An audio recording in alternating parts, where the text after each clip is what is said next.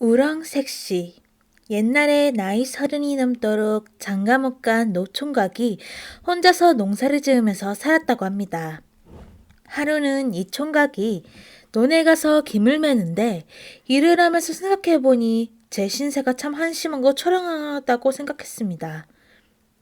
허리가 휘어지도록 일을 해도 가을 거디를 해놓으면 구시라치들이 반 넘게 넘어가 버리니 남는 게 없고, 그러니 해마다 살림은 쪼들리고, 게다가 갓난에서 장가도 못 갔고 사는 처지를 생각하니 절로 한숨이 나왔다고 합니다. 이 농사 지어서 누구랑 같이 먹고 사나 하고 흥얼흥얼 신세한탄을 했습니다. 그랬더니 어디서 나랑 같이 먹고 살지 하는 소리가 들렸습니다. 사방을 둘레둘레 둘러봐도 아무도 없는데 그 참 이상하다 하고 한 번 더 이 농사 지어서 누구랑 같이 먹고 사나 했더니 또 나랑 같이 먹고 살지 했습니다. 도대체 누가 숨어서 그러나 하고 소리나는 쪽으로 가봤는데 농두렁 밑에 소리가 나는 것 같기에 풀포기를 헤쳐보니 커다란 우렁이 한 마리가 있었습니다. 이것이 껍데기 속에서 이렇게 몸을 내밀고 있다가 청각이 보니까 얼른 껍데기 안으로 쏙 들어갔습니다. 그게 마치 부끄러워서 그러는 것처럼 보여서 청각은 그 우렁이를 집에 가지고 가서 농안에다 넣어뒀습니다. 그래놓고 그 이튿날 논일을 하다가 점심을 먹으려고 집에 와 보니까 글쎄 방 안에 김이 무럭무럭 나는 밥이 한 상 잘 차려져 있었습니다. 총각이 아직까지 이렇게 정성 들여 차려놓은 밥상을 받아본 적이 없는지라 꼭 딴 세상에 온 기분이었습니다. 뭐가 뭔지 정신이 하나도 없으면서 배가 고프던 참이라 마파람에 개눈 감추듯이 먹어치웠습니다. 그런데 그 다음날 논일을 하다가 점심을 먹으러 집에 와보니 어제와 똑같이 밥이 항상 잘 차려져 있었습니다.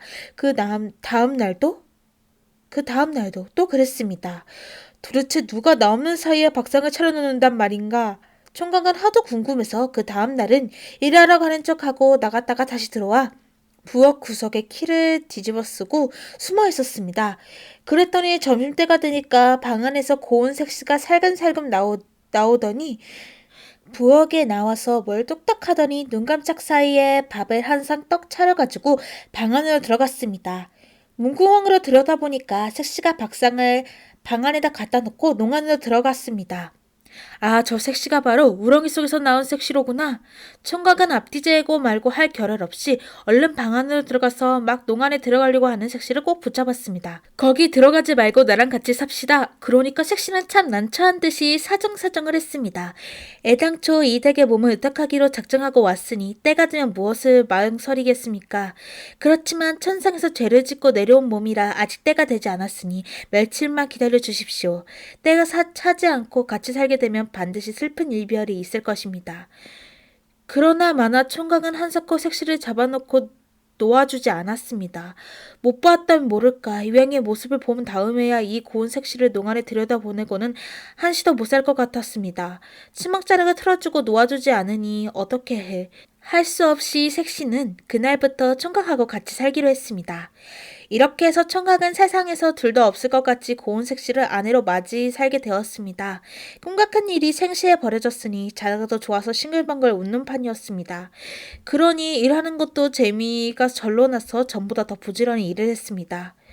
그렇게 살다가 하루는 들일이 하는데 일거리가 좀 많았던 모양입니다.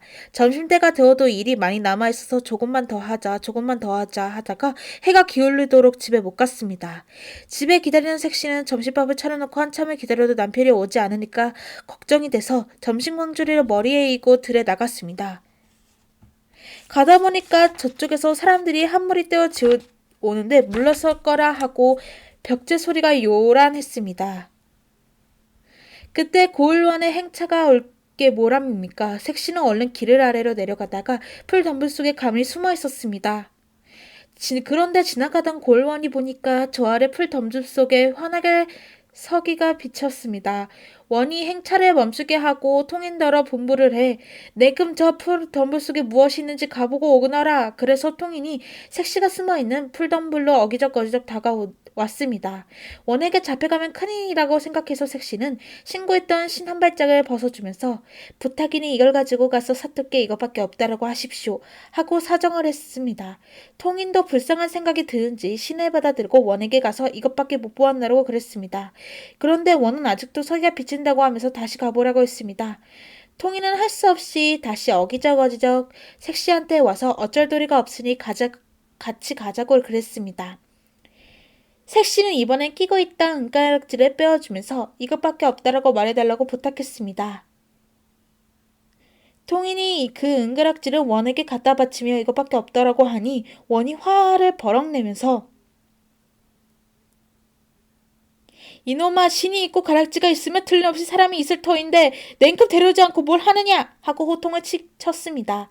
통인이 겁을 잠뜩 집어먹어서 색시한테 가서 도저히 안 되겠소. 내 모가지가 달아날 판이니 어서 갑시다 하고 색시를 잡아끌고 원에게 데려갔습니다. 원이 색시를 보더니 그만 입이 해벌려져 가마에 태우고 가지고 갔습니다. 남편이 들에서 기다리고 있으니 부디 보내달라고 색시가 아무리 사정을 해도 안 돼 이렇게 해서 색시는 관하로 잡혀가고 말았습니다. 남편은 그것도 모르고 해가 다 기울어서야 집에 돌아왔습니다. 와보니 아내가 없어졌습니다. 정신이 하나도 없어서 이리 뛰고 저리 뛰면서 찾아봤지만 관에 잡혀간 아내를 찾을 길이 없었습니다. 이리저리 수소문 끝에 아내가 골원에게 잡혀있다는 걸 알았습니다. 그때서야 때가 차지 않고 같이 살면 슬픈 이별이 있을 것이라고 한 색시의 말이 생각나서 가슴을 치며 뉘우쳤지만 이제 와서 뉘우친들 무슨 소용이 있겠습니까? 그날부터 남편은 날마다 관아의 높은 단박을 서성이며 아내를 애착에 찾았습니다.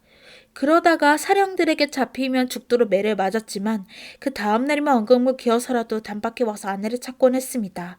그렇게 몇 달을 두고 아내를 부르며 통곡하던 남편은 그만 죽고 말았습니다. 죽은 남편은 한 마리의 파랑새가 되어 날마다 아내가 사는 광야의 뜰을 돌며 애처롭게 울었다고 합니다. 우렁이 색시도 남편 생각에 걷기를 끊고 시름시름 앓다가 얼마 안 있어 죽었고 마을 사람들은 그 뒤로 파랑새 2마리가 한시도 떨어지지 않고 같이 날아다니는 모습을 날마게 보게 되었다는 그런 슬픈 이야기입니다.